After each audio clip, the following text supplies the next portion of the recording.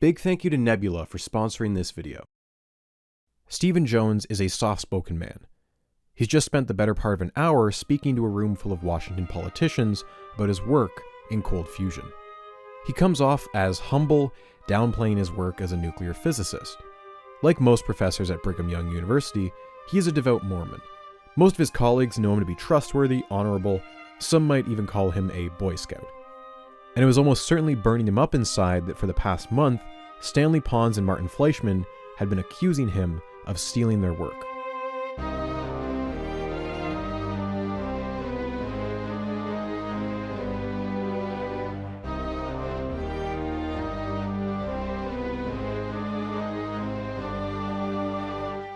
Stanley Pons and Martin Fleischmann are remembered as the fathers of cold fusion, for better or for worse.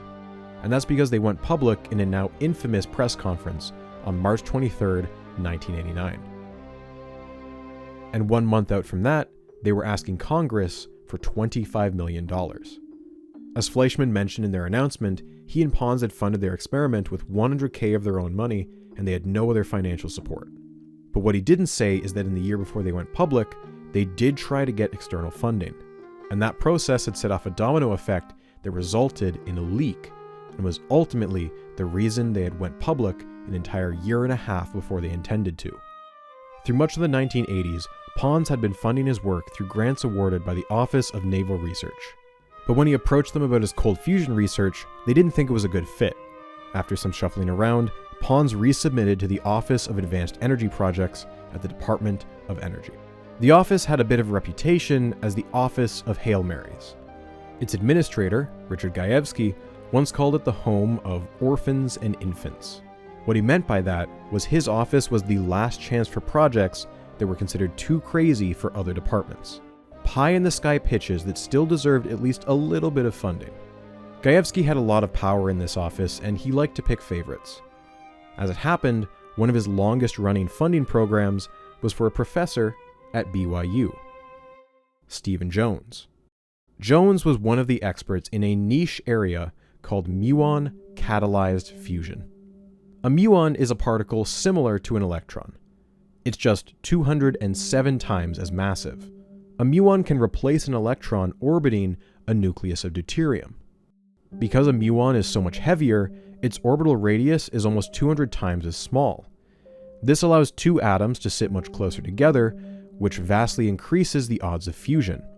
Muon-catalyzed fusion can and often does occur at room temperature. After it was first demonstrated in 1956, for about a decade, researchers scrambled to perfect it, hoping that it would unlock an immense new energy source. And in fact, a New York Times article from 1956 even referred to it as, quote, cold fusion. The issue is that the numbers just weren't there. It wasn't frequent enough to sustain itself as an energy source. But the concept never fully died. Steve Jones at BYU was one of its true believers. Gajewski clearly took a shine to him. He'd funded Jones for 6 years now, giving him around $250K a year by 1988. It was a strong show of faith, but Jones knew his clock was ticking. Gajewski was getting pressure from his bosses to call it quits on Jones's work. Muon-catalyzed fusion was as dead now as it was 30 years earlier. He needed to pivot. Inspiration came in September 1988 when Gajewski sent Jones a proposal.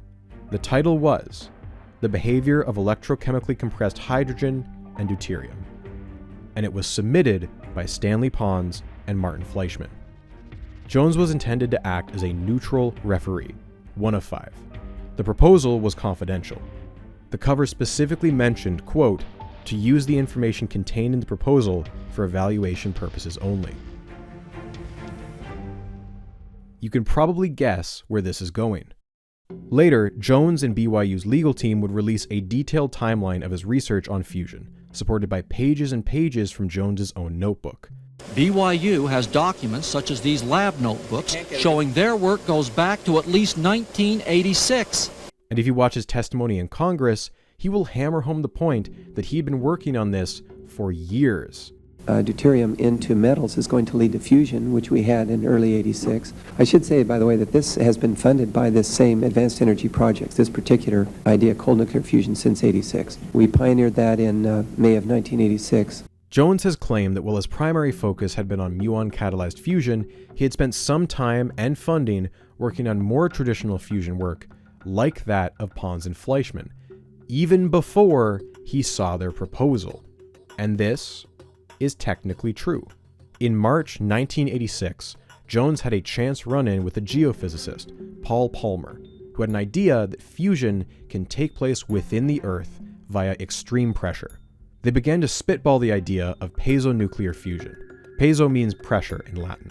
In a memo dated April 1st, 1986, Jones wrote, "Could it be that metal hydrides provide an environment conducive to confinement and fusion of hydrogen isotopes?" And on April 7th, Jones, although he never actually uses the word electrolysis, he does write down several different metals. Among them is palladium. In one of his annual updates to Gajewski, he mentioned this piezonuclear fusion idea. Two of Jones's graduate students, in May 1986, began experiments where they would load hydrogen into metals via electrolysis. But after months of attempts, nothing useful came of the experiments, and in September, they abandoned the idea. The most they got out of it was 2 term papers. And so, if we want to be lawyers about it, Jones's group did, independent from Pons and Fleischmann, come up with a cold fusion concept as early as 1986. But they soon put the idea on a 2-year-long hiatus. Jones's later explanation for the hiatus is that they were waiting on a colleague to build an ultra-sensitive detector that would allow them to continue the experiments. This detector was indeed finished around August of 1988, and we know from Jones's own notebook that he assembled his team for a meeting on August 24th, and they discussed restarting the fusion project. But then, and this is where it gets a little suspect, his notebook has a 29-day gap where he does not mention the fusion project. And then finally, he notes on September 20th that he received the Pons and Fleischmann proposal from Gajewski. It is only after this point that his group begins to start up experiments again. The whole saga is full of coincidences both in timing and in location. What are the odds that it's 2 Utah labs, just 40 miles apart, that would be racing to unlock the secrets of fusion? What we do know for sure is that Jones and his team jumped into action only after they had read Pons and Fleischmann's proposal, at a time when his funding was on the verge of ending. And so, by late September, his group was starting up experiments, and Jones wrote back to Gajewski that the proposal should be rejected. Or at least, he needed some clarifications first. And so, he begins to write to them anonymously. To Pons and Fleischmann, here is an anonymous reviewer asking very basic questions, clearly of the opinion that this experiment won't work. Only when they had shared enough details for him to replicate the experiment in its entirety did he change his tune and give it the thumbs up. Pons and Fleischmann had managed to guess that the reviewer was Jones because one of his critiques was that they hadn't cited a 1986 paper by him. And then one day, Gajewski phones up Pons and suggests that since Jones had worked on similar stuff before, they maybe work out a collaboration. From the perspective of Pons and Fleischmann, this was outrageous. Pons had refused to talk about this project to anyone outside Fleischmann or his own family for years, and now as soon as they submit a grant application, they had a physicist trying to force himself onto their paper. Although Pons and Jones have a friendly phone conversation, deep down Pons feels like their work has been stolen. Pons tells the patent officer at U of U that they may have a legal dispute on their hands, and he makes a call to a childhood friend. Gary Triggs grew up with Pons in North Carolina. He was a charming country lawyer who was not afraid to get his hands dirty. When the dispute with Jones's group began to heat up, Pons had Triggs fly into town to help him re-strategize. Triggs also acted as a confidant, one of the few people Pons trusted without question. Even before cold fusion, Pons had used Triggs as an attack dog when he got into some hot water. At least 2 prior collaborations involving Dow Chemical and Synthetech used Pons as a researcher. When those companies couldn't reproduce his results, they asked for his data. Pons blocked them by getting Triggs to send cease and desist letters. One of Triggs' first acts in the cold fusion saga was to have Pons call up Gajewski and try to get him to admit to manufacturing this whole mess to help out his buddy Jones. If he said anything incriminating, they never did anything with it. Both groups go into overdrive trying to gather data in a race to get their paper out first. The U of U group is working 24/7, swapping out in shifts. The dispute begins to boil over around February, when Gajewski tells Pons that he's putting a freeze on their funding until the dispute is resolved. They've now lost all trust in Gajewski. They start to become paranoid. Both groups escalate the issue to the heads of their respective schools. Both the U of U and BYU administrations take over the negotiations. They arrange for sit-down talks. The U of U team visits BYU and tour the lab on February 23rd. Jones's team is impressed by how well made Pons and Fleischmann's cells are, and Pons and Fleischmann are impressed by BYU's radiation detector. But Jones tells them that he's been at this for 2 years and he wants to publish now. Pons and Fleischmann beg him for 18 more months. They need more time. But Jones says he can't wait. He agrees to cancel a talk later that week, but he's been scheduled to speak at a major conference in May, the American Physical Society. Can't you present something else, they asked him? No, he says he can't. He already submitted an abstract, and in it, he mentions cold fusion. He's given them a no-win scenario. Pons and Fleischmann are at a loss. The final negotiation is an agreement to publish back-to-back submissions to the same journal.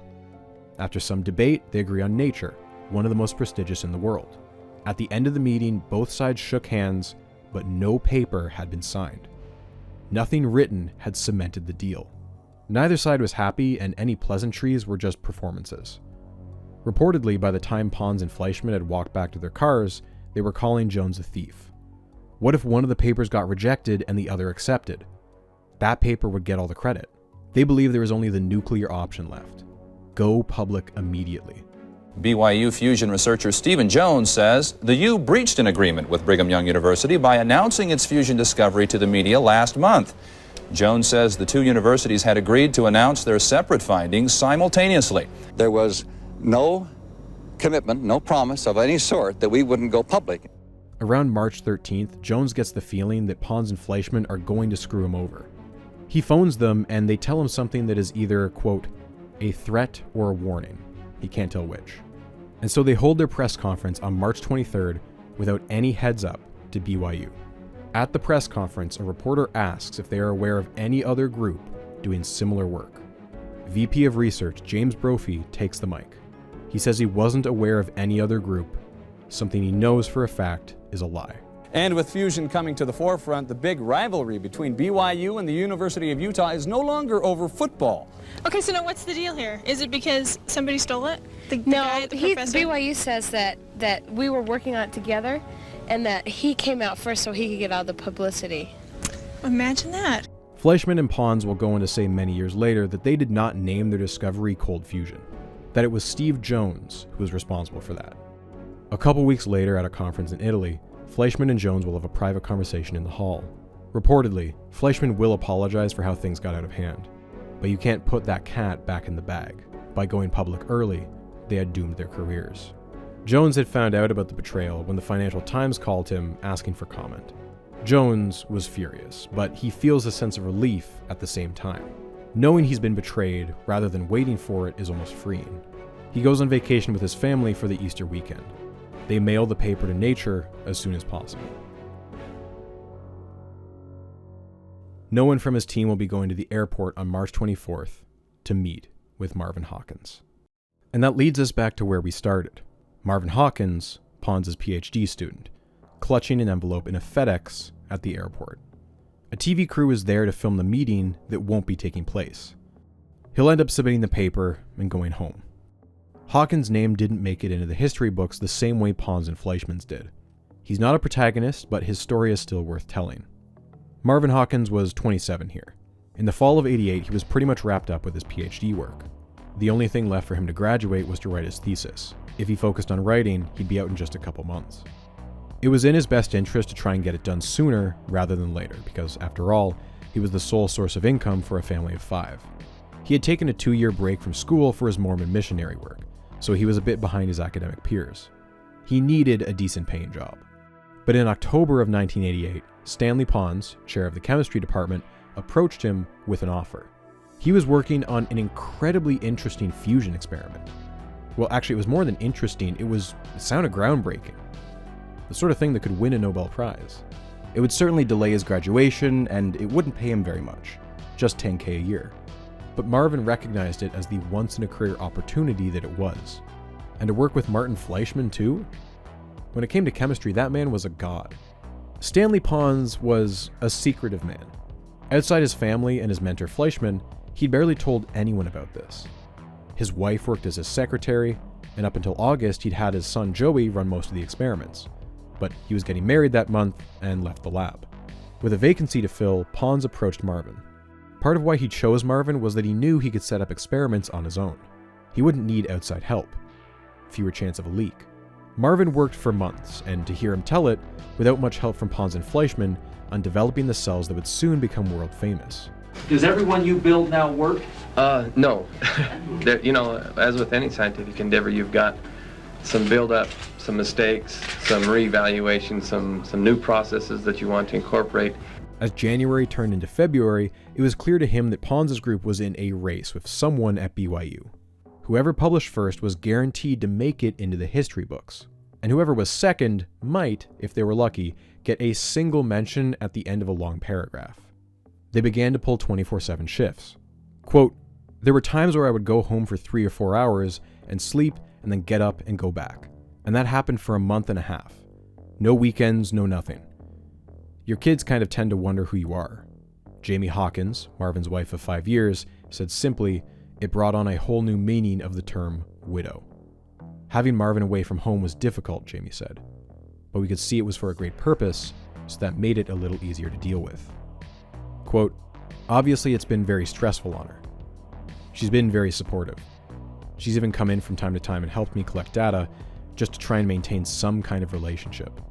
It's not been horrible, but it's been hard." His kids missed him at home.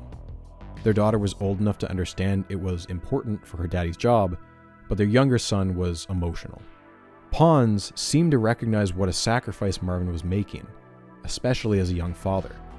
Quote, "Stan would call me numerous times and say, 'Jamie, I'm sorry that Marvin's never home, but realize soon Hawkins, Pons, and Fleischmann's name will be in the lights.' Hawkins' name never made it on to the paper. 2 days before the announcement, Pons gives him the bad news. The school, for legal reasons, thinks it's better if it's just him and Fleischmann on the paper. Marvin is devastated. In the couple days after the March 23rd announcement, the energy around the Utah campus was frantic. News crews were everywhere, and everyone wanted to catch a glimpse of the famous cold fusion cells. Someone had also allegedly stolen the transparencies Pons and Fleischmann had used in their press conference. And the day after the announcement, Fleischmann took a plane back to Europe, where he'd be for a few weeks. Now, that meant Pons had been left alone in Utah without his mentor, receiving more public attention than he'd ever had in his entire life. Phone calls were ringing all hours of the day, news crews wanted to interview him, his email account got hacked. They had to change his home phone number just to stop the ringing. In a profile for the Deseret News, Pons described himself with one word: scared. Tensions can get very high, emotions can get absolutely destroyed. That's a lot of pressure. It's not that much more. For me, he's the same guy. The kids say, "Yeah, there's Dad," on TV, and they run on and play. We don't know when we're going to have dinner. People want to talk all the time. We always say we're normal. We're still the same as ever. Soon, a mysterious man from MIT would roll up, uninvited, and began asking questions. He only left when Pons tried to contact security. So with all of this context in mind, Pons realizes on March 26th that some of his lab books were missing. With Fleischmann gone, the only other person who could have the notes was Marvin Hawkins. And so Pons calls up another grad student, Mark Anderson, and asks him to take over a bit of the work from Marvin Hawkins. Here is where it gets odd. Hawkins attests that Pons and Fleischmann asked him to make a copy of the notebooks and protect the original. And so he did that, making copies and then putting the originals in his brother's safety deposit box. After weeks of endless hours stuck in the lab, Hawkins and his family go on a ski trip for the holiday weekend, which Pons had supposedly offered to pay for.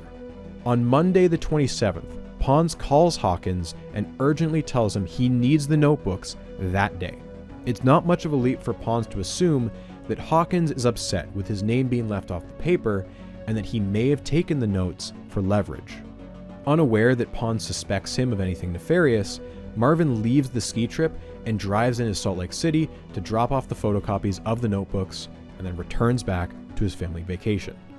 But Pons is not happy with just the photocopies, and when Marvin checks in via the phone, Pons tells him he needs the originals right now. He essentially accuses him of stealing the notebooks.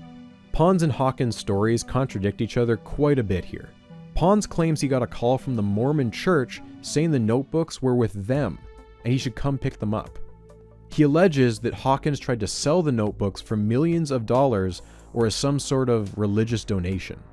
When Hawkins returned to the lab, Pons threatened to send the police after him. Eventually, Hawkins returns the notebooks, realizes he's been replaced, and leaves for his vacation a third time, but in a significantly worse mood. And finally, on April 4th, he receives a letter from Stanley Pons. He's been fired. Hawkins immediately goes to the administration and says he'll go to the media if they don't rectify the situation. He even calls Fleischmann, who tells him he'll try and talk some sense into Stan. A day later, Pons and Hawkins sit down and have a meeting with two neutral third parties. In it, they agree that Hawkins should be allowed to finish his thesis, and his name will appear on the paper in the form of an errata. Marvin Hawkins, despite everything Pons put him through, still defends him to this day. Forgetting to add an author to a paper, especially when there are only 3 total, is not a very common mistake. When the errata was published, it raised eyebrows across the field, but it was not even the most suspicious correction. A small detail, easy to miss, suggested something deeply wrong about the science. A mistake so fundamental that some would accuse them of fraud. When Stanley Pons addressed a crowd of 7,000 chemists at a stadium in Dallas, he was their rock star. He had delivered not just a win to the field of chemistry, but he had done what so many physicists had been failing to do for decades. Chemistry and physics are sibling fields, and they go hand in hand. But the scientists who study them naturally develop rivalries. And so to their peers, Pons and Fleischmann were heroes. But to the physicists, they were tourists. A pair of overconfident hucksters messing with things they didn't fully understand.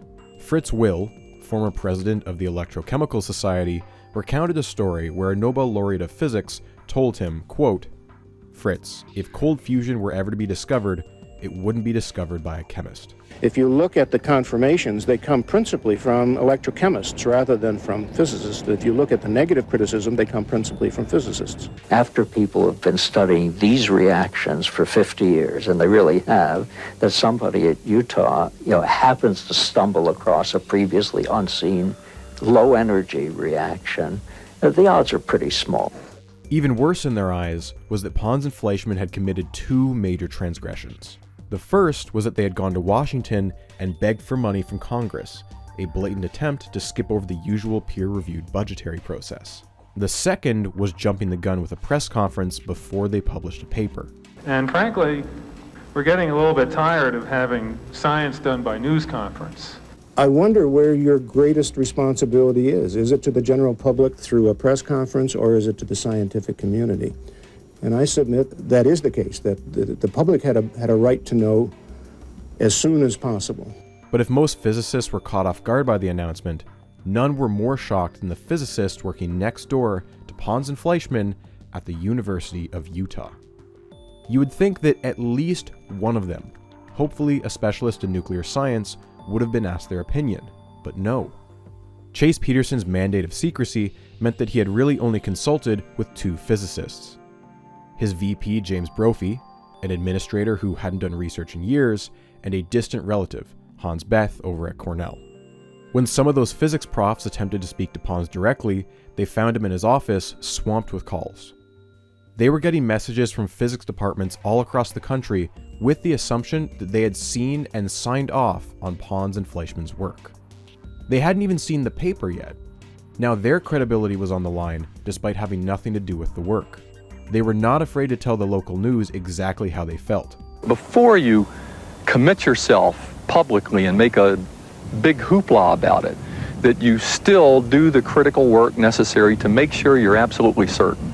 They say they're embarrassed by last Thursday's announcement to the world before scientific peer review has had a chance to decide whether this really is or is not a breakthrough. But even when the paper eventually got published on April 8th, many physicists were shocked by its quality.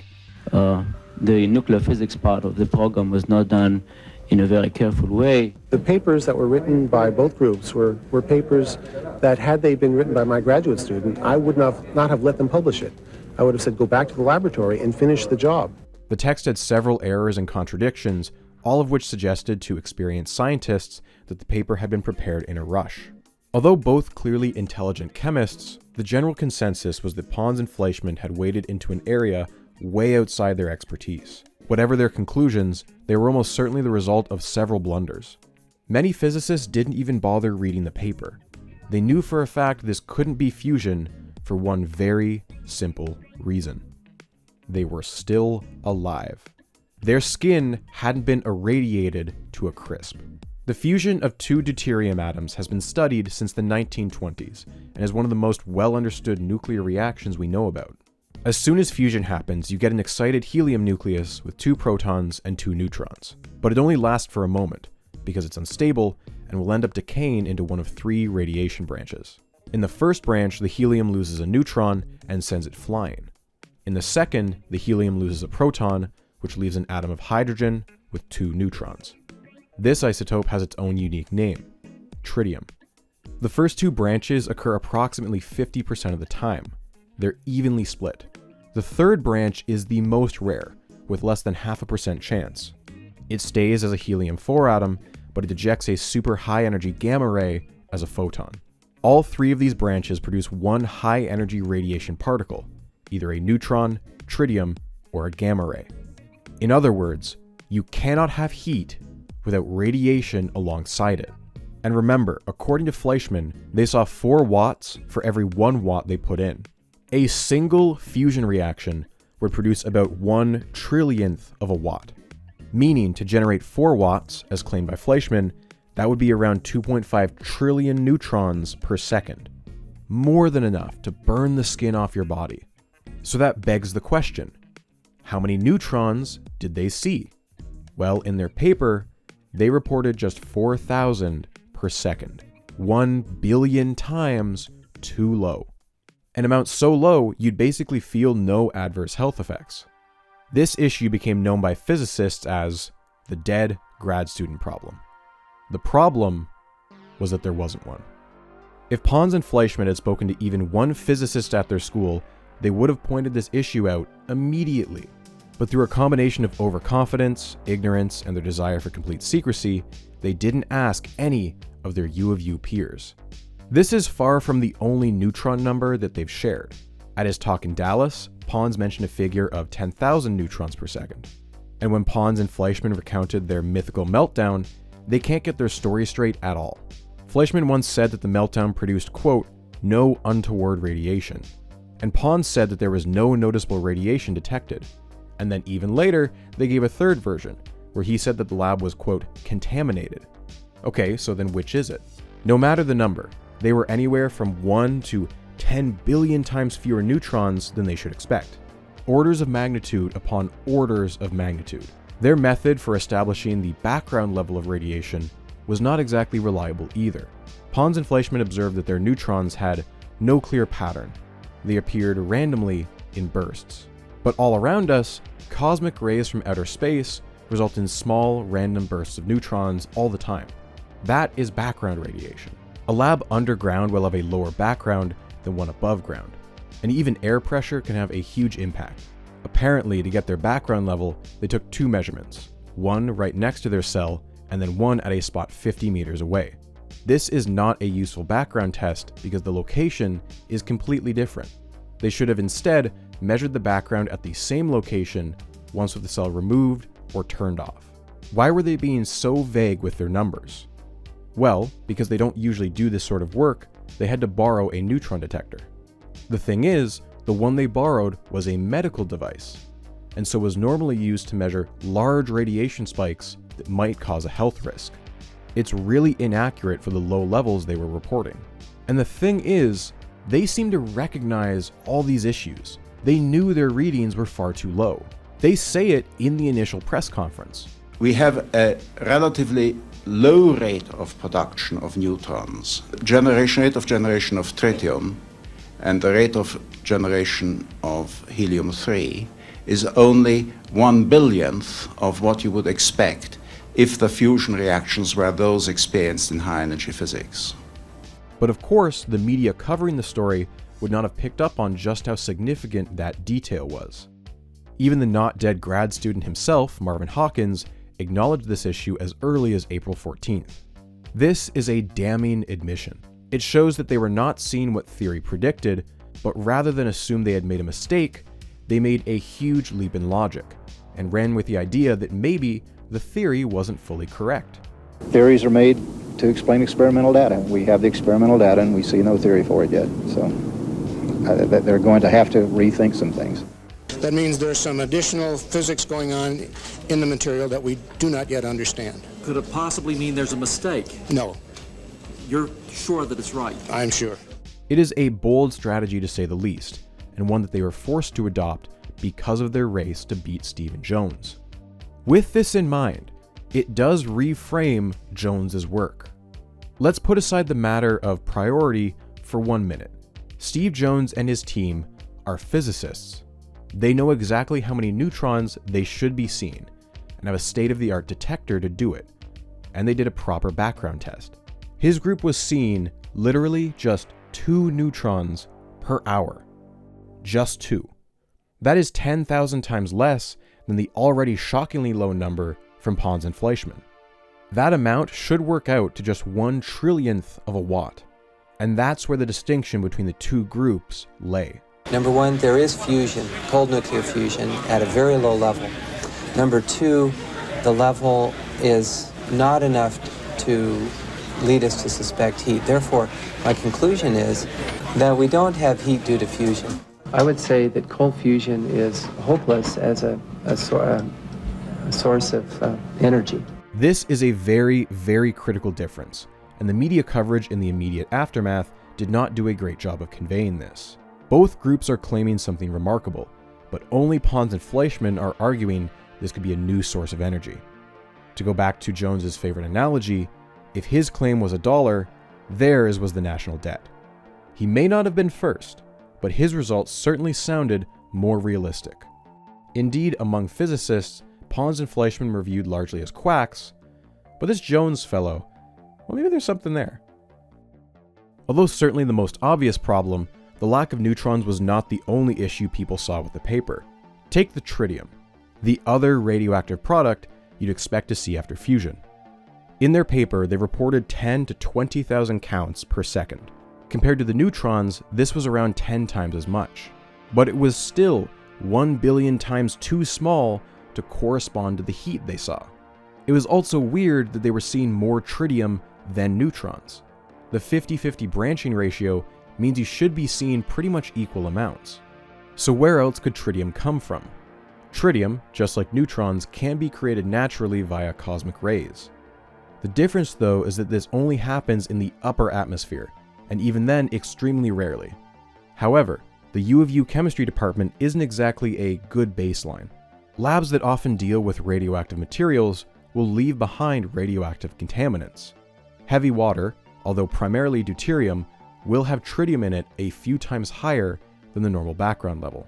Not to mention, another common lab material is something called tritiated water, where all the hydrogen atoms have been replaced with tritium. It's a notorious contaminant that will get into the air if you're not careful.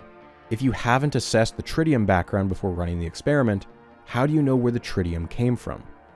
Let's go back to the main reason this is even supposed to work at all. Palladium absorbs deuterium like a sponge. So much deuterium packed so tightly causes astronomical pressures, at least according to Fleischmann. Let's give you a frame of reference. 1 atmosphere of pressure is what most of you are breathing right now. The bottom of the ocean is around 1,000 atmospheres, and the pressure in the core of the sun is 100 billion atmospheres. And yet, Pons and Fleischmann claimed that their palladium rods were experiencing an effective pressure of 10 to the 27 atmospheres. By compressing deuterium gas, D2, then you would need between 10 to the 26 and 10 to the 27 atmospheres of pressure. That is 10 quadrillion times more than the core of the sun. This is such a baffling number, and should have been a major red flag to either of them. Once again, this was a detail announced in their initial press conference, but the media reporting on it would not have picked up on the absurdity. As it turns out, they had made a basic mistake. They had used the wrong equation. When the correct equation is applied, the pressure in their cells is only 15,000 atmospheres. Higher than ambient, yes, but still far, far too low to enable fusion. But perhaps the most outrageous omission from their experiment was a basic control test. The most primitive control they could have run. Instead of using heavy water, use light water. Use hydrogen instead of deuterium. If heavy water produced excess heat, and light water didn't, then it was solid proof that fusion was behind the heat. But if light water also produced excess heat, it would suggest that there was some sort of mistake in their heat measurements. Pons and Fleischmann had simply not done a light water control. We know this because Fleischmann was asked this exact question by the director of CERN, Carlo Rubbia, at a publicly recorded talk. This is the actual audio of their exchange. Martin, if you don't allow me to do that, by asking you a direct question, namely, all this is done with deuterium in the water. Did you ever try to do the same experiment, replacing deuterated water with ordinary water? If you do so, what happens? I must confess to you that those experiments are just going on now, and we will hope to give you that answer very shortly.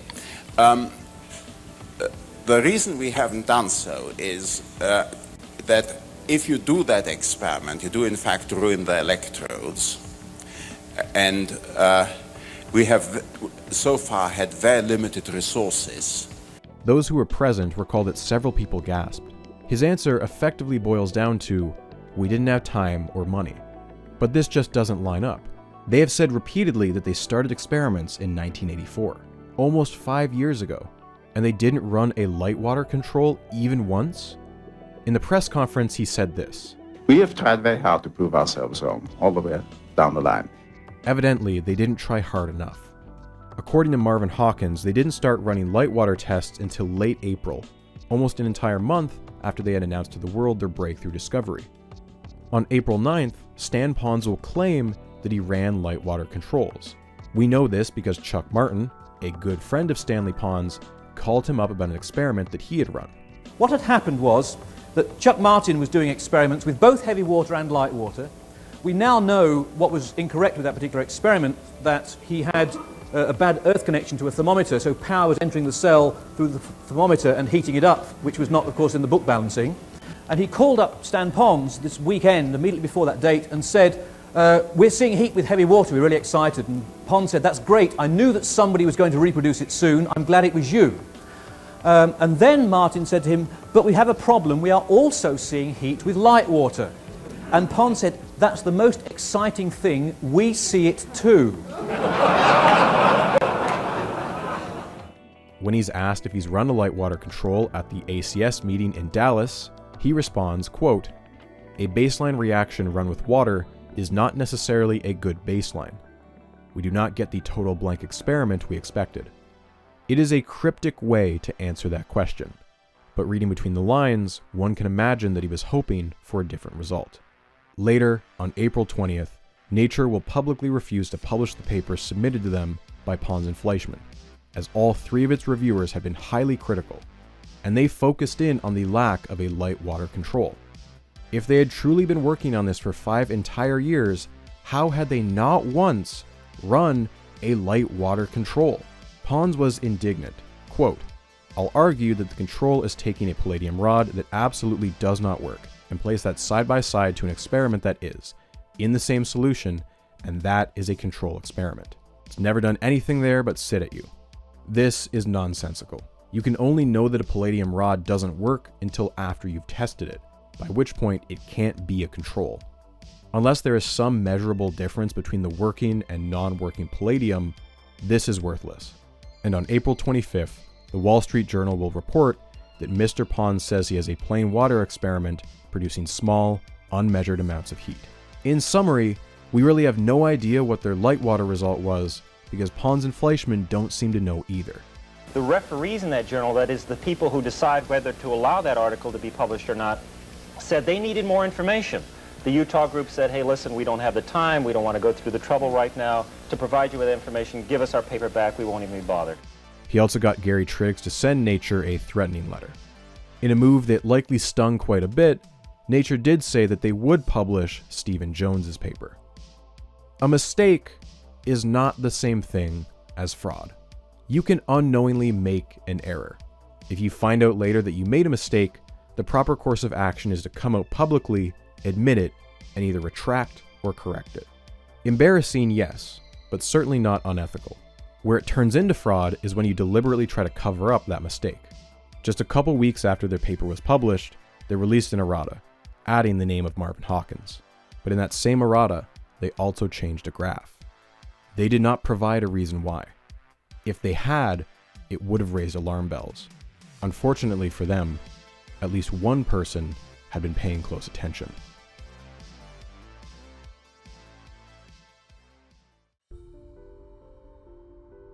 On May 1st, a Boston Herald story is printed that quotes MIT physicist Ronald Parker, calling the work, quote, scientific schlock and possibly misrepresentation and maybe fraud. A few weeks earlier, Parker's group had attempted to repeat the experiment but hadn't seen any evidence of neutrons. Our analysis indicates it's likely that many, many fewer neutrons were observed than claimed, if any at all. Although they said they would keep at it. But this headline was a clear step up from the previous statement. Parker, likely fearing that he might get sued, later tried to deny that he said any such thing despite his interview being recorded. Given Pons' tendency to sick Gary Triggs on people, he was probably right to be worried. MIT is used to being right on top of every scientific discovery just as it happens. That increases their frustration. But his reason to suspect fraud seemed to be justified, thanks to a tip from a colleague named Richard Petrasso. Petrasso had stumbled onto a highly suspicious piece of data in the paper. In his eyes, cold fusion was a ridiculous claim. It was, quote, just glib bullshit as far as we know. The only piece of evidence that made him remotely interested was the gamma ray spectra. Fusion is supposed to emit neutrons. That much you know by now. Because they were short on funds, Pons and Fleischmann borrowed a low-sensitivity neutron dosimeter. All this detector could do was count neutrons. They don't tell you anything about where those neutrons came from. If we could measure the energy of those neutrons, we could be far more certain they're coming from fusion. And so, we want to look for gamma rays. Gamma rays are high-energy photons, typically emitted by a radioactive source. By measuring all the gamma rays in a lab, you can plot them on an energy spectrum. It will have a sloping background level with lots of distinct peaks jutting up. Each peak is associated with well-known energy levels. This peak at 1.46 MeV, for instance, comes from radioactive potassium, which is present in the environment and also your body. Same with this peak at 2.62 MeV, which comes from radioactive thallium. There is also a peak that can prove fusion is occurring. When a neutron is emitted into a water bath, it will gradually slow down until it collides with a proton and become captured by it. This emits a gamma ray. And its energy level is extremely precise. It is 2.224 MeV, with very little wiggle room. A gamma ray from fusion should look like this, a peak at exactly 2.224. And in the paper published by Pons and Fleischmann, that's exactly what you see. A peak in almost the exact right spot. Except there was an earlier draft of this graph. In both their submissions to the Journal of Electroanalytical Chemistry and Nature, they had submitted a graph with a peak way to the right, at 2.5 MeV. There is no relevant radiation phenomena that occurs at 2.5. It is just straight up the wrong value. Pons and Fleischmann might have realized this if they had asked even just one colleague in U of U's physics department.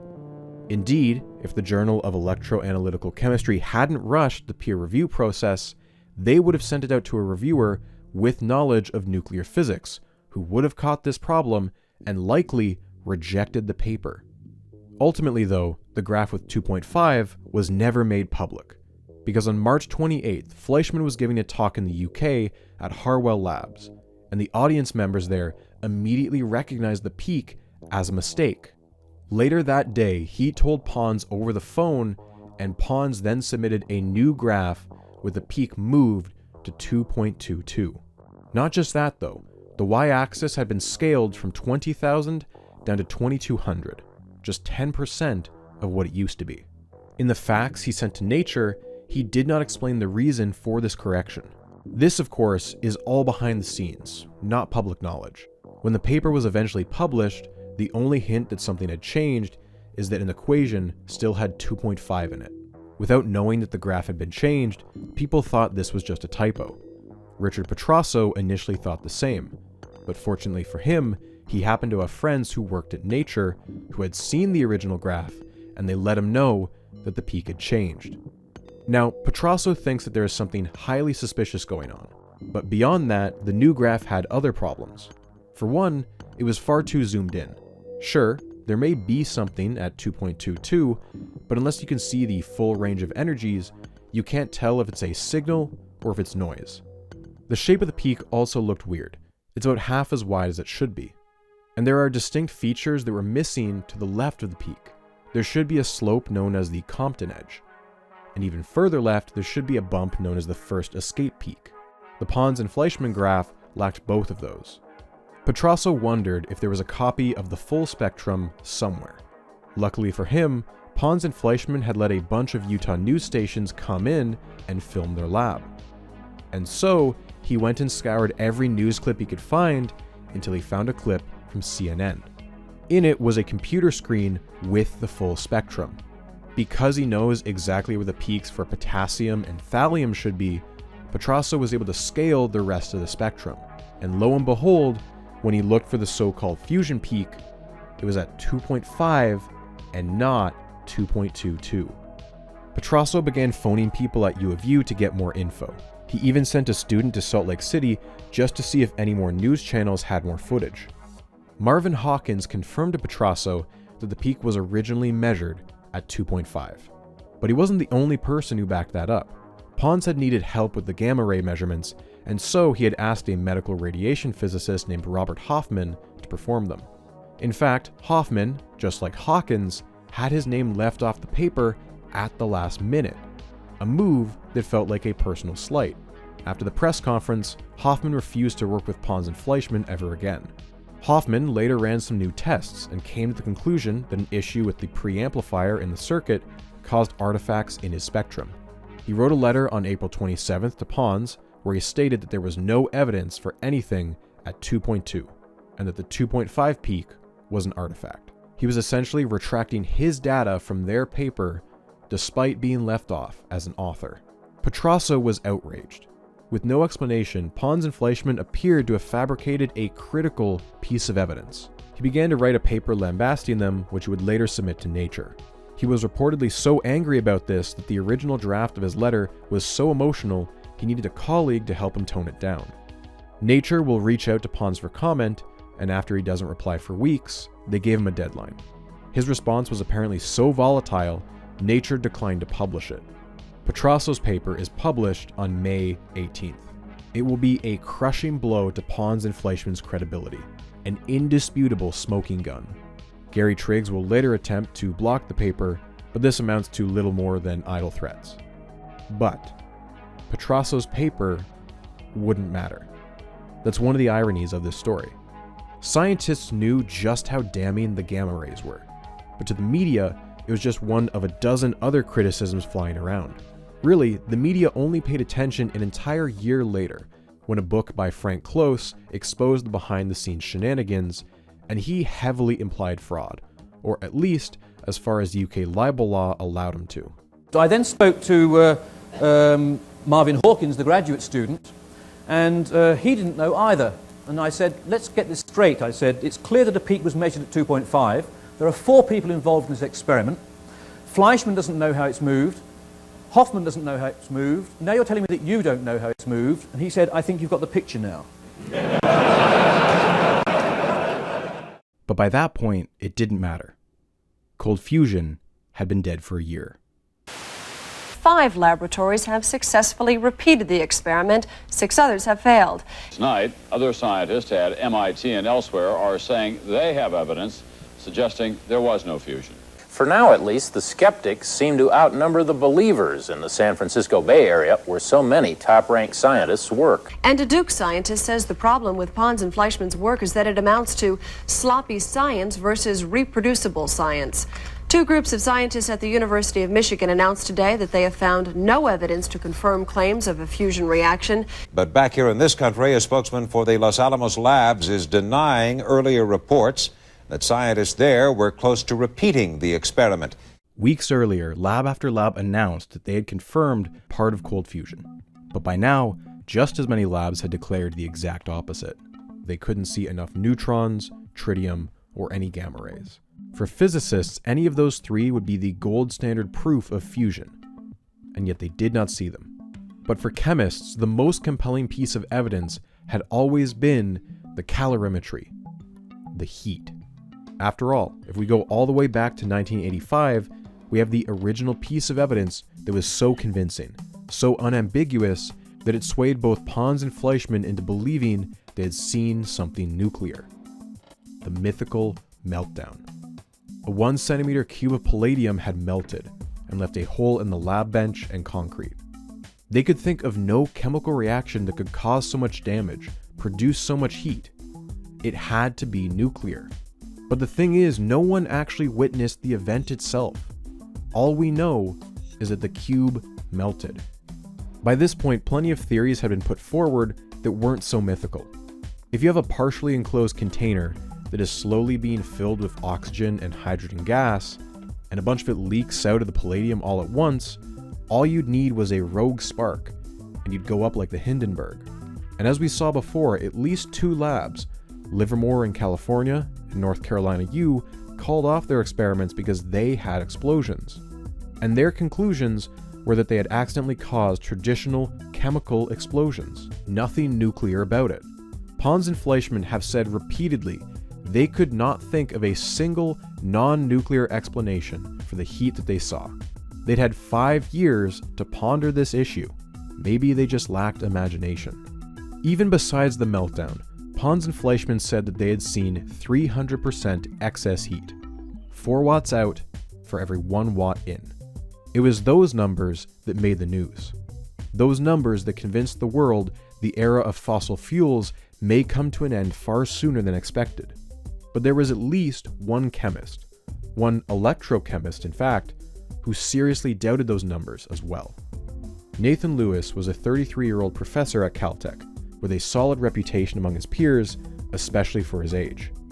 Chuck Martin, a friend of both him and Stanley Pons, said, quote, "I'm not as young as Nate, and nobody's as smart as Nate."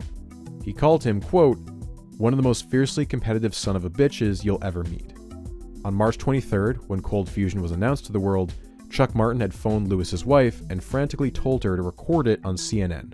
Nate absolutely needed to see this.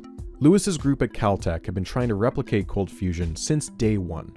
Initially, Lewis let his postdocs do most of the work, as at first he was highly skeptical. He told them they were allowed at most a single day. But after talking to some peers and hearing more about Pons and Fleischmann, he figured maybe there was something to this. Quote, "They're a little flaky, but they're not crazy. I don't know what to think." What really got him interested was talking to a Caltech physicist named Steve Koonin, who told him about the extremely similar work by Steve Jones at BYU, who was known to be a fusion expert. The scandalous backstory there wasn't public yet, so to Lewis, this seemed like 2 groups independently stumbling onto the same thing. And so he directed his group to try and take a real crack at this thing. As the frenzy around cold fusion grew, Lewis's team grew to 15 chemists and physicists working side by side. Their neutron detector was around 100,000 times more sensitive than the one used in the Utah work. But they could only do so much when the paper lacked experimental details. There was no calibration data for the calorimeter. In fact, the paper didn't list even a single temperature reading. It only reported results in terms of watts of power. Lewis had personally emailed Pons asking for more info, even just a preprint of the paper.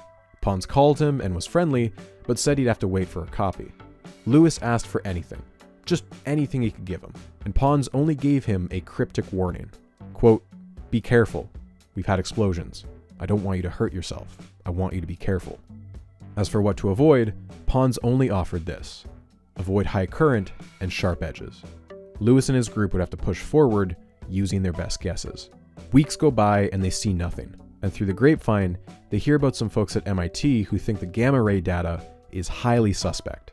Lewis is convinced that this has all been a wild goose chase. This is the Caltech cold fusion group, which of course was one of the major anti-groups. But even at this point, he wasn't willing to go public against it yet. Steve Koonin had invited him to speak at the upcoming American Physical Society meeting in Baltimore. This was going to be the physics equivalent of the Woodstock-level meeting in Dallas. Lewis initially declined the offer, but one night, he stayed up late to watch the congressional hearing on C-SPAN. It was there he saw the University of Utah ask for $25 million for unproven research. And it was also where Fleischmann divulged a piece of information that had not been public before. A comment so innocuous that no one in the room caught its significance. But Lewis did. And it was so offensive that he decided he couldn't sit back anymore. He phoned Steve Koonin back. He was going to speak in Baltimore, after all. Dallas had managed to attract 7,000 chemists into a basketball arena. APS in Baltimore would manage just 2,000. It is no Woodstock, and some likened it more to a political convention, but it will still go down as the stuff of legends. Steve Koonin gave one of the more memorable talks, and he had a dry sense of humor that played well on TV. Quote, "One could theorize about how pigs would behave if they had wings, but pigs don't have wings." He had been running computer simulations to see just how likely it was that deuterium would fuse at room temperature. He found that even with a deuterium ball the same size as the sun, only one fusion was likely to occur in an entire year. To end his talk, he did not mince words. Theoretically, I would say that the BYU results are dubious, but not impossible. My conclusion is that the current situation is gloomy, but not yet terminal, and one needs a few more sensitive experiments to decide what's going on. Let me then turn to the Utah experiments. My conclusion, based on my experience, my knowledge of nuclear physics, and my intuition, is that the experiments are just wrong, and that we're suffering from the incompetence and perhaps delusion of Drs. Pons and Fleischmann.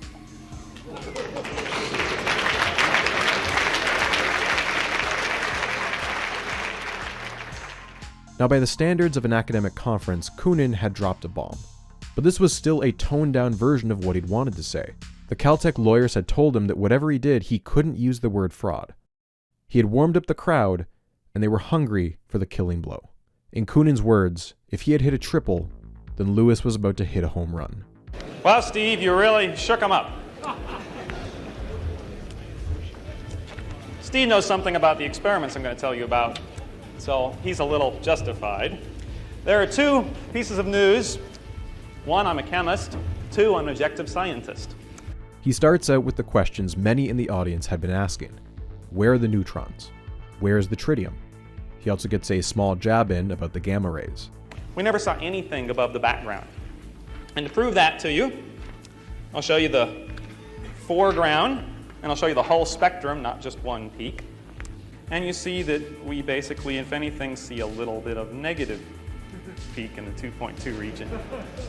But soon, he'd move on to the real issue in his area of specialty, the calorimetry, the heat. Let's turn to heat. Heat is confusing to almost everyone, including almost all of my electrochemical friends, and I will try to walk you through this and you will be shocked. Guaranteed. Calorimetry is not as simple as pumping in electricity and seeing the change in the water's temperature. You need to measure how fast the water is heating up. Accurate calorimetry needs a closed system. You have a box, and you make sure no heat is entering or leaving that box without being accounted for. Notably, the Pons and Fleischmann cells were open-topped, and since electrolysis of heavy water generates deuterium and oxygen gas, it's fair to assume that not all of it will be absorbed by the palladium, and some of it may escape the cell into the rest of the lab. Now, this is not inherently flawed as a setup. In fact, compared to a closed cell, this is a much safer design that reduces the risk of explosions. As long as you're keeping track of the gases leaving the cell, your calculations can still be accurate. But Lewis argued that Pons and Fleischmann's math only worked out if you assumed that 100% of the gases escaped. However, in reality, some percentage of the gases will recombine back into the water, injecting small bursts of heat into the system. Lewis argued they had no way to prove that wasn't happening. Another flaky assumption was that the temperature in the cell was uniform. Lewis argued that the cells could easily have hot and cold spots. Even something as simple as stirring or using multiple thermometers would help eliminate potential errors. Lewis gets a major laugh when he explains how his team got the dimensions for the fusion cell. We built an exact cell as best we could from all the press photos that we had of the Pons-Fleischmann cell. We measured the ratio of their wrist to their arm and got a good scale length. And we built the cell. But by far the biggest bomb dropped during Lewis's presentation was the realization he had while watching Pons and Fleischmann on C-SPAN. Where do these last numbers come from? The 4-to-1 and 10-to-1. By the way, these last two numbers, the biggest two, are calculated in error even by their own formulas. This 1224 should really be only 306, and this 286 should really be 143. But that's not the real part. If you read the congressional record and you look on C-SPAN, I told them that we knew this, and they didn't reply to me. It is this moment right here. One of the results which I'll show you, one of the sets of calculations which I'll show you on the next slide, and is really a hypothetical energy release. I'd stress that because it involves the recalculation of our data. And he said it so casually, so quickly before moving on to another point that no one caught what he meant. But he had just admitted that the heat values, the 1 watt in and the 4 watts out, weren't measured directly. They were theoretical. But Fleischmann pointed out, if you read it very closely, that the third column numbers were hypothetical, and he knew that we knew that. So he did point it out for the first time in public last Wednesday. They had measured a palladium rod that was 1.25 centimeters long. But through some scaling process they did not explain, they extrapolated this result to a 10 centimeter long rod. So in their extrapolation, they could get 300% excess heat, but their average measured value was only 27%. Obviously, that's still in the green, but compared to 300%, this was a much, much smaller number, which meant there is plenty of room for error in the calorimetry. And instead of dividing it by the total power in, they divided it by an imaginary quantity. The current times an assumed voltage, half a volt. Not the voltages they measured, just the voltage they assumed. All of these were this numerator divided by this fixed, arbitrarily chosen voltage. And so those numbers in the third column were scaled based on this arbitrary choice of half a volt. And that's where the 4-to-1 and 10-to-1 that are reported in their paper come from. I just want to make sure that that is clear. So we have no evidence for neutrons. We have no evidence for gamma rays above background. We have no evidence for tritium production at any reasonable rates. We have no evidence for ambient helium, above ambient. And we have no evidence for any excess enthalpy in our measurements. As soon as he finishes, the applause is roaring. It lasts an entire minute. Lewis himself said that he felt like Kareem Abdul-Jabbar. Lewis had spoken quickly and with confidence, and he had plenty of quips to share with the media. This experiment hasn't been reproduced by any national laboratory or any university yet without a good football team. The Lewis talk was so devastating that around half the audience left the conference immediately after. An organizer tried to get them back to work, meaning they had more talks to listen to. One person shouted back, "We are getting back to work." Pons and Fleischmann, despite an extended invitation, declined to attend Baltimore. They were right to avoid it. An editor for Nature, David Lindley, called the conference, quote, "a hanging party lacking only its intended victims." Notably, Steve Jones did accept an invitation.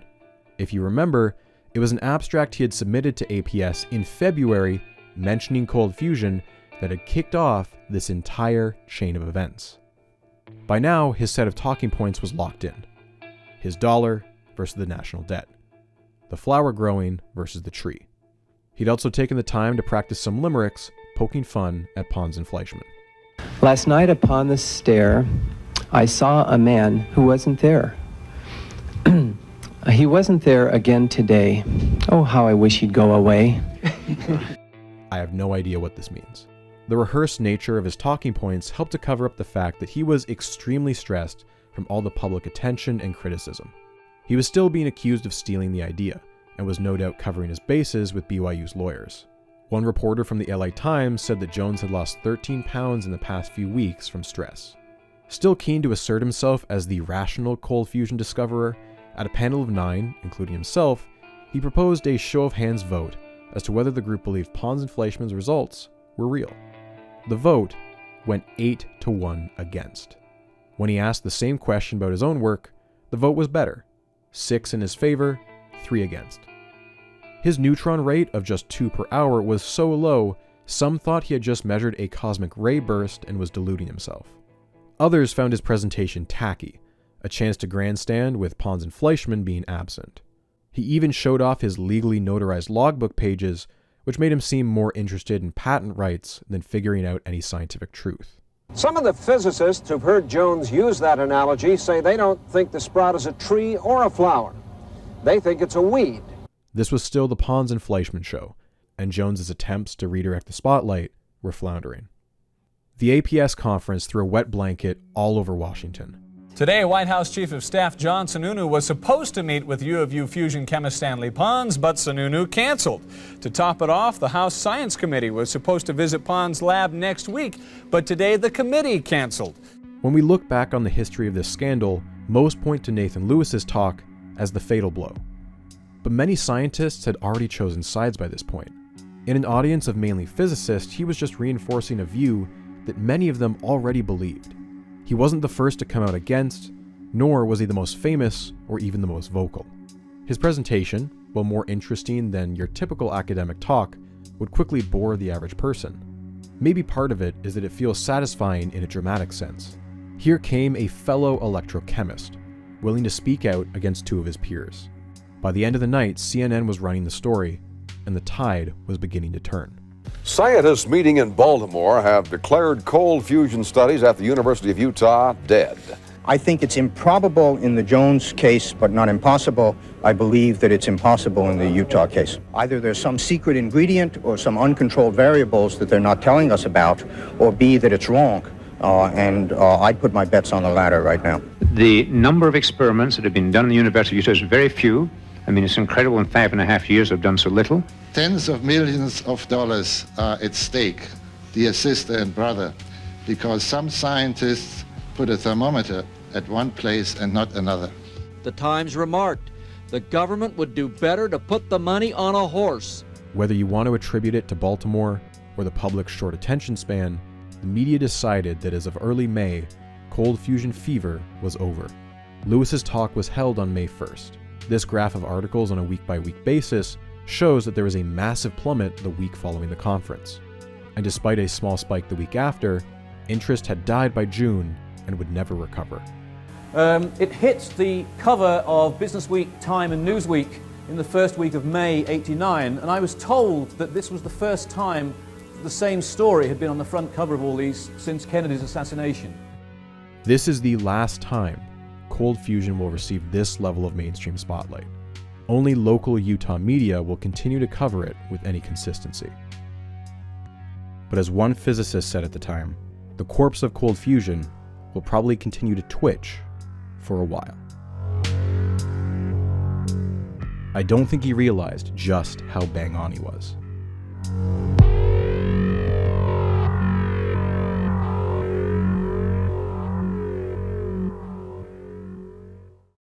Hey, are you dying to see the end of the trilogy, like right now?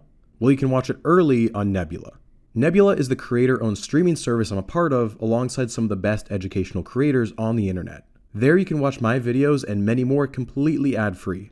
Not only do I post my videos 2 weeks early there, but you can also find dozens of Nebula originals not found anywhere else. Speaking of which, I'm very excited to announce that I'm directing a feature-length documentary called 17 Pages, by far my biggest project yet. It covers one of the most famous controversies in American science. We've been flying out on location to film interviews, I've commissioned some amazing art, and I'm even going to be working with a composer for the music.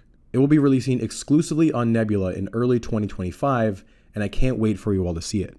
Making documentaries is my full-time job now, and the best way for you to support me is by signing up to Nebula using my link. With it, you'll get a 40% discount on an annual subscription, which works out to just $3 a month.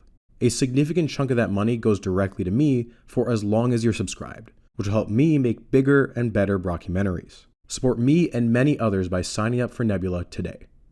As always, thanks for watching.